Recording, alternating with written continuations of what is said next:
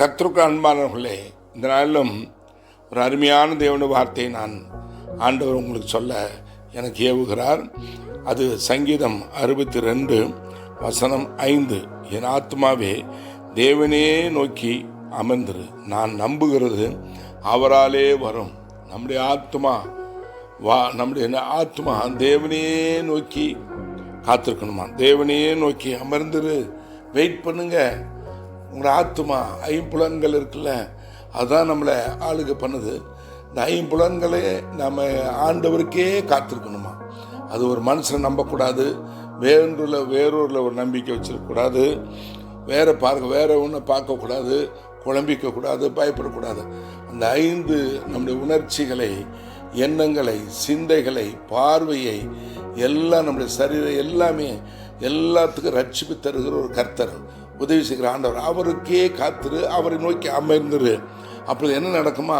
நீங்கள் உங்கள் ஆத்மாவில் எதை நம்புகிறீர்களோ, எதை எதிர்பார்க்கிறீர்களோ, அது அவர் உங்களுக்கு தருவார். நான் நம்புகிறது அவராலே வரும். அவரே நமக்கு எல்லாவற்றையும் தருகிறவர், அவரே எல்லாவற்றையும் செய்கிற கர்த்தர்.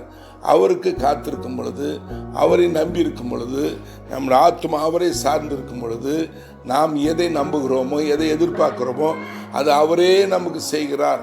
அவராலே வரும். உங்களுடைய காரியங்கள், உங்களுடைய தேவைகள், உங்களுடைய எல்லா முயற்சிக்கு பலன் எல்லாமே அவராலே வரும்.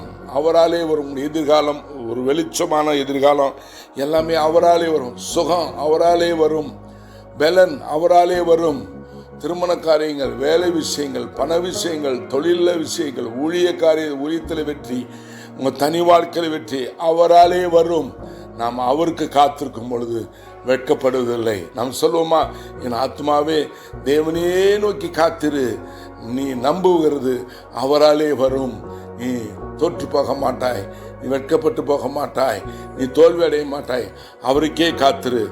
என் ஆத்மாவே தேவனை நோக்கி காத்திரு, நீ நம்புகிறது அவராலே வரும் என்று சொல்லுங்க.